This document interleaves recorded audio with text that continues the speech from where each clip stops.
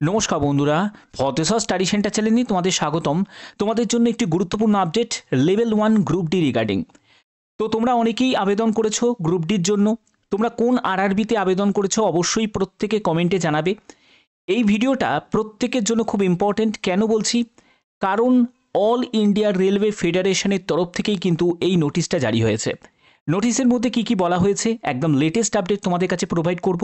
আর এরকমই গুরুত্বপূর্ণ আপডেট সবার আগে পাওয়ার জন্য অবশ্যই তোমরা চ্যানেলটাকে সাবস্ক্রাইব করে রাখবে, বেল আইকনটাকে অল করে রাখবে।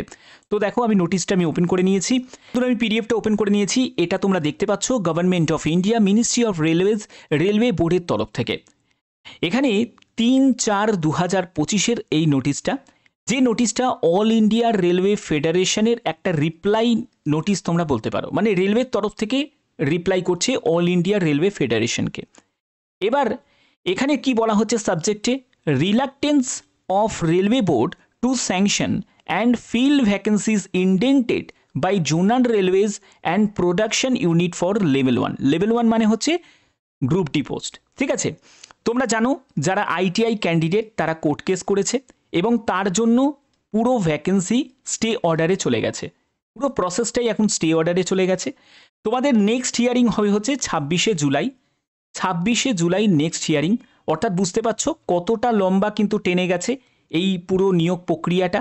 অর্থাৎ সেটা কমপ্লিট হতে হতে কিন্তু অনেক সময় আছে। আমি লাস্টেও তোমাদের বলে দেবো যে কোন ডেটে তোমাদের এক্সাম হতে পারে বা কি হবে।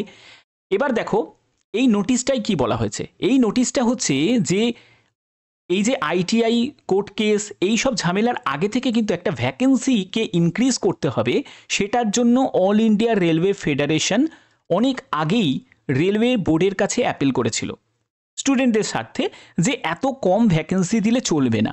32,438টি মতো শূন্যপদ, 32,438টি মতো শূন্যপদ, সেটা হলো 5 বছর পর। ঠিক আছে, লাস্ট তোমাদের ভ্যাকেন্সি রিলিজ হয়েছিল 2019-এ, 18-19 পরপর বেরিয়েছিল। তো তারপরে 32,438টি মতো ভ্যাকেন্সি বেরোলো, সেটা 5 বছর পর।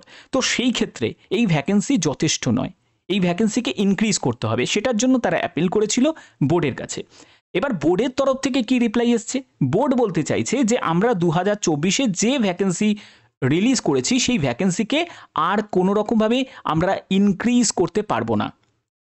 ঠিক আছে, স্পষ্ট বলে দিয়েছে আমরা কোনো ইনক্রিজ করতে পারবো না। যার মধ্যে 1642টি মতো ভ্যাকেন্সি এসসিআরে আছে, মানে সাউথ সেন্ট্রাল রেলওয়েতে আছে। আমরা কোনো ভ্যাকেন্সিকে ইনক্রিজ করতে পারবো না। কেন করতে পারবো না?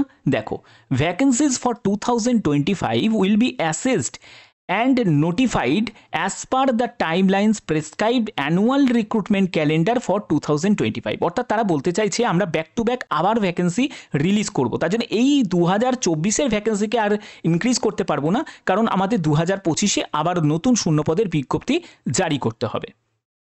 ঠিক আছে, তো এইটাই হচ্ছে মেন ব্যাপার। তো দেখো, নতুন ভ্যাকেন্সি জারি করা মানে তাদের আবার আবেদন করবে, আবার কয়েক কোটি ছেলে মেয়ে ফর্ম ফিল আপ করবে 500 টাকা দিয়ে। তো বুঝতে পারছো এই 500 টাকা করে ফর্ম ফিল আপের জন্য যে নিচ্ছে এবং কবে এক্সাম হবে, এই টাকাটা কত বছর ধরে খাটবে এবং তার যে একটা ইন্টারেস্ট, সেই ইন্টারেস্টই রেলের অর্ধেক প্রফিট হয়ে যাবে। যে যাই হোক, এইটা তো এক ধরনের প্রসেস আছে, এটা বহু বছর ধরে চলে আসছে, যাকে বলে এটা একটা কি বলবো, একটা ইনকাম, একটা টেকনিক হয়ে গেছে রেলওয়ের। তো এই ব্যাপার চলছে এখন। 2024-এর আর ভ্যাকেন্সি ইনক্রিজ হওয়ার সম্ভাবনা নেই। মেন ব্যাপার হচ্ছে কোর্ট কেস। এবার এই কোর্ট কেসের তোমাদের নেক্সট হিয়ারিং আছে 26শে জুলাই 2025। তার আগে কোনো সম্ভাবনা তোমাদের এই যে প্রসেস রিলেটেড, মানে তোমাদের গ্রুপ ডি প্রসেস রিলেটেড, সেটা যাকে বলে এক ধরনের স্টে অর্ডারে চলে গেছে। ঠিক আছে, এখন কোনো রকমভাবে পসিবিলিটি নেই। 26শে জুলাই সব মিটবে, তারপরে তার একটা রেজাল্ট কি ডিক্লেয়ার্ড হয় সেটা জানতে হবে।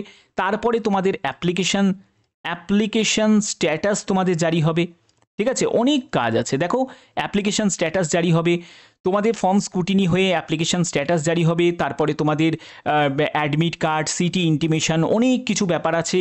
তারপরে কারা টেন্ডার ডাকবে, কোন টিসিএস করাবে, তো সেই ক্ষেত্রে সেই টিসিএস সেই সময়টা ফাঁকা থাকবে নাকি, সেইগুলোরও একটা ব্যাপার আছে।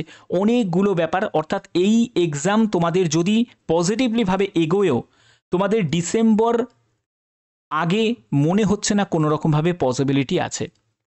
ঠিক আছে, আমি তোমাদের বলেছিলাম যে সেপ্টেম্বর অক্টোবর, কারণ যা প্রসেস এখন দেখো যে পরিমাণে ডিলে যাচ্ছে।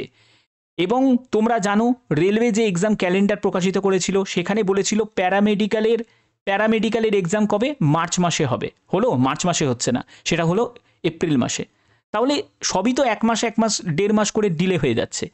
তাহলে আমি এটাই বলবো, যারা গ্রুপ ডির জন্য প্রস্তুতি নিচ্ছ তারা নিতে থাকো, কিন্তু এনটিপিসিটাকে টার্গেট করো। যদি তোমরা এনটিপিসির জন্য অ্যাপ্লাই করে থাকো তাহলে এনটিপিসিটাকে টার্গেট করো, কারণ খুব ভালো হবে। কারণ এনটিপিসি তোমাদের জুলাই মাসেই কিন্তু তোমাদের শুরু হয়ে যাওয়ার সবথেকে বেশি সম্ভাবনা রয়েছে, জুনের লাস্টের উইকে, আর না হলে জুলাই মাস থেকেই তোমাদের এনটিপিসি তোমাদের শুরু হয়ে যাবে।